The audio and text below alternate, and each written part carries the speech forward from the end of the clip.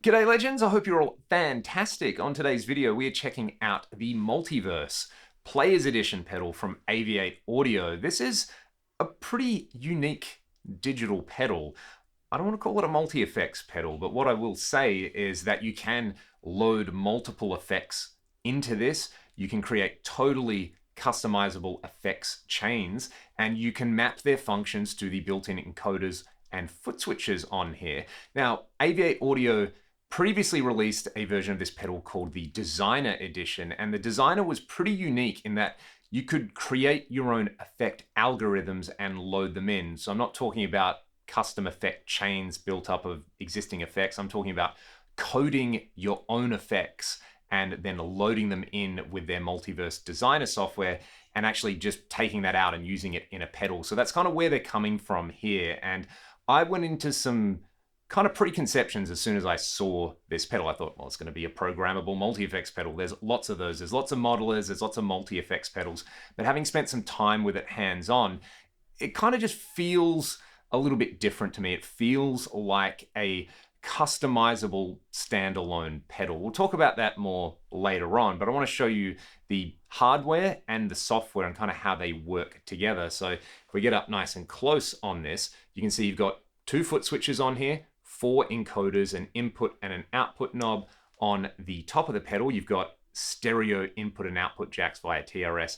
And then on the side, you've got an expression jack. You can actually power this via USB-C or with a wall wart adapter. You've got MIDI in via TRS, and then you've got this little button here, which you do need when programming the pedal. So if you initially turn the pedal on and you load some presets in there, all of these encoders essentially are going to just cycle through the presets and you can press them to select them. However, if you press and hold these 2 encoders, the C and D encoder, you can actually get access to the parameters. So now I can use these controls here to tweak the various parameters in a preset. So because every preset is totally customizable, and the fact that you can load in effect algorithms that have been created by independent creators, and a lot of them are free, some of them you have to pay for. This is kind of in a unique space. I want to show you some sounds, and I want to show you how you go around actually tweaking existing presets, and then more importantly, creating your own, because the way that I see this is treating it not like some multi-effect pedal, but treating it like an expensive boutique pedal that's not really that expensive, that you can totally customize to your own needs. Let's just hear some sounds to start.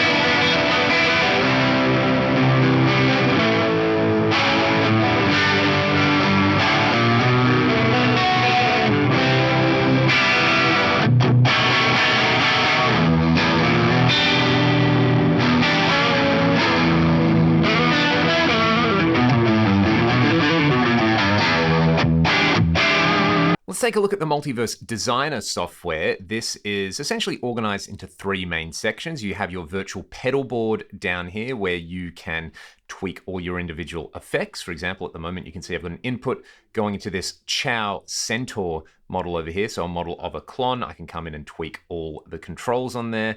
I can have this kind of skeuomorphic interface or a more generic interface showing me all the parameters on there. Up here, I have a virtual representation of the pedal. So these are the 4 encoders. These are the 2 foot switches, and I can freely assign these to any function that I like. I'll show you how to do that a little bit later. Over on the far right, we've got our effects library. So all the available effects for you to add to your chains. You can filter these either by type or by developer down here. There's also some extra utilities like the IR loading utility over here, which will work with the IR loading block. And you've got most of your main food groups represented when it comes to guitar focus effects. You've got delay, distortion, dynamics like compressors and gates, fuzz, modulation, so you've got chorus, flanger, all the big greasy stuff in there. There's some pitch effects, reverb, wahs, and filters in there. And this will expand in the future as more developers add their effects to the effects ecosystem. What I want to do here is just very quickly show you this particular preset here. This one's called Unobtainium. It's a factory preset. And I'm going to tweak the encoders on the pedal and turn some things on and off as I go, just so you can get an idea of how the software integrates with the pedal. Then I'm going to just modify this patch to my liking. Then we'll make a patch from scratch. So check this out.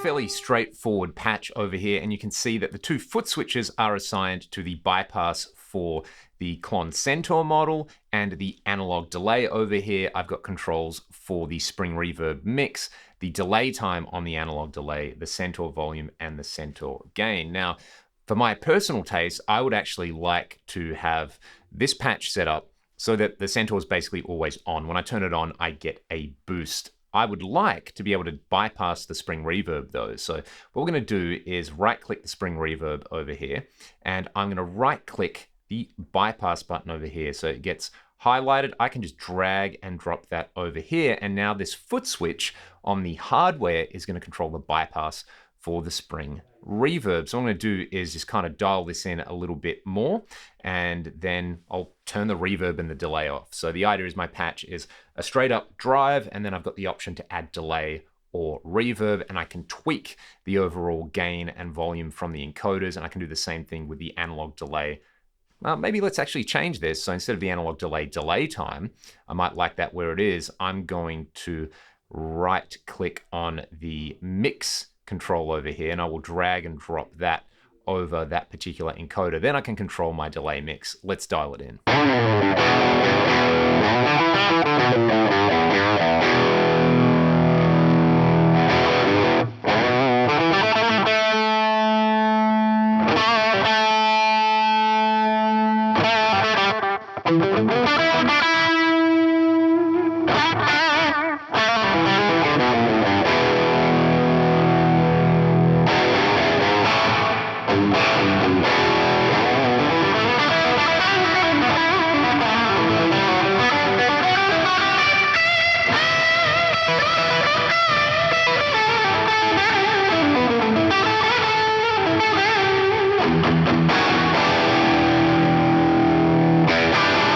What I want to do next, and what I'm sure most of you want to see next, is building a preset from scratch. So I have a totally blank preset dialed up at the moment. You can see there's nothing on the virtual pedal board. I haven't assigned anything to the foot switches or the encoders over here. Let's just rip into it. I'm going to do something basic and then something maybe a little more involved. Let's start off with just an input and an output block over here. Next, because I can sort my effects by category, let's say start off with, I don't know, a fuzz into some sort of modulation. So I will drop the fuzz machine over here, and I will drop, let's go with the chow tape mod over here. This kind of a funky lo-fi one. If I just want these two effects as they are at the moment, I'm gonna need to cable them up. So I'm gonna double click the last effect in the chain and the output. I can hit this cable button over here and I can connect the outputs of the chow tape mod to the inputs. This is where this differs from, say, a standard multi-effects or modeler. What I need to do is hit build. So this will build my virtual pedal board, and then program, so it will send the virtual pedal board into the hardware of the Multiverse. Let's hit program. I need to hit a little button on the actual pedal so that it programs it. And then the overall process is actually quite fast over there. So now,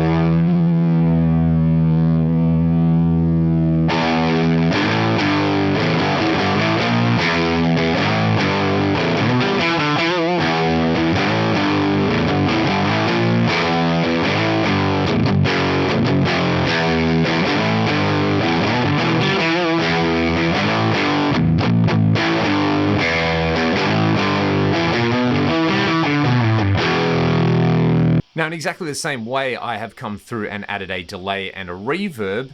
Since I've added effects blocks in here, I need to build it and program it again. We'll then have a listen to what it sounds like, and then I'm going to assign some custom features to the encoders and the foot switches.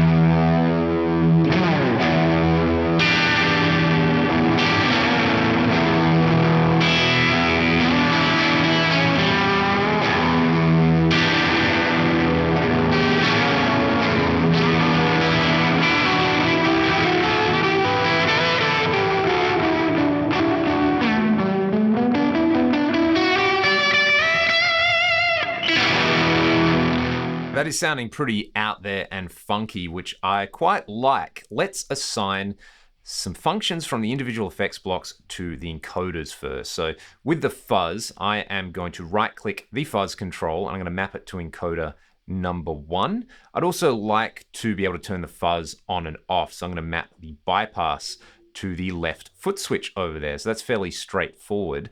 The chow tape mod, I'm pretty happy with where it is. If we maybe map, say, the overall wow depth, so I can kind of make this sound freaky if I want to, I can right click that and map it to this encoder here, so I can go more subtle or more out of control. With the delay, let's just map the overall delay mix over here to the third encoder. I'm gonna do the same thing with the reverb. So this is like a plate style reverb over here. I quite like where it is dialed in. I'm just using it in mono and I think it sounds pretty lush. We'll map the mix over here, and what would be cool, because I've got analog delay mix and reverb wet mix over here, let's actually take the chow tape mod and I'm going to take the bypass and set that to the right encoder over here. Again, I'm going to hit build and program, and now I've built a custom patch with custom assigns. I guess the thinking is this is like being able to design your own custom pedal rather than think of it like a multi-effects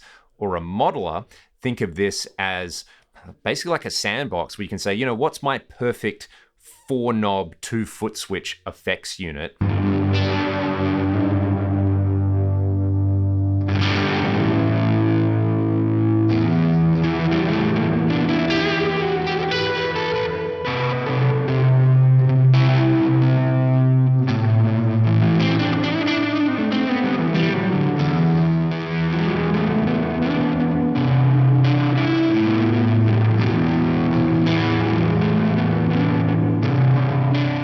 rub stumps right there. As I said at the start of the video, I did approach this initially like a kind of multi-effects or a modeler, thinking that, yeah, you're just going to have effect chains in there and, it's a nice form factor. It looks really sleek. All the components on here feel super solid and well built. But at the end of the day, it's just another multi-effects or modeler. But kind of the way I see it now, and I think the way people curious about this will probably use it, is the idea that, no, this is something that you can treat like an off-the-shelf or a boutique pedal, and people pay a lot more money for, say, weird bleepy bloopy delay pedals or lo-fi reverbs in this form factor. Obviously, what it gives you on top of that is you can totally customize this. So approaching this from what's my dream 4-knob 2-foot switch pedal that I could put on my pedal board to complement everything else. I think at the price point they're building it at, it is really reasonable considering what you can do. I'm really curious to see how this develops over the next, say, 6 months, 18 months, with effects being available for it. More importantly, I think free effects. Obviously, people out there doing good work, making cool effect algorithms for this definitely deserve to be paid. But from the player's perspective, having some really high quality free effect algorithms in there, like expanding the delays and the reverbs in there, maybe having some halls or some rooms or some nice stereo panning reverbs would be really, really nice additions to this. At launch, I think they've got a lot of things right. I'll put a link in the video description if you want to learn more about this. And I do want to hear from all of you. How would you use this to essentially create your ultimate 2-foot switch 4-encoder pedal? Like, would you just go all in with different fuzzes and distortions? Would you be using the time-based effects? Is this something that you could use, I don't know, as your only pedal, or would you buy a bunch of them and link them up and have some kind of crazy fun times on there? Let me know in the comment section below. Thanks to Aviate Audio for sending one of these to me so I can make this video. And if you want to support what I'm doing here on the channel, links to my Patreon and the music that I make with Ragdoll in the video description. And yes, I'm coming at you from a different location here. I'm in Sydney at the moment. If you want to come and see the show that I'm playing in, I'll put links in the video description. Otherwise, have a great day, keep it greasy, and I'll see you all next time.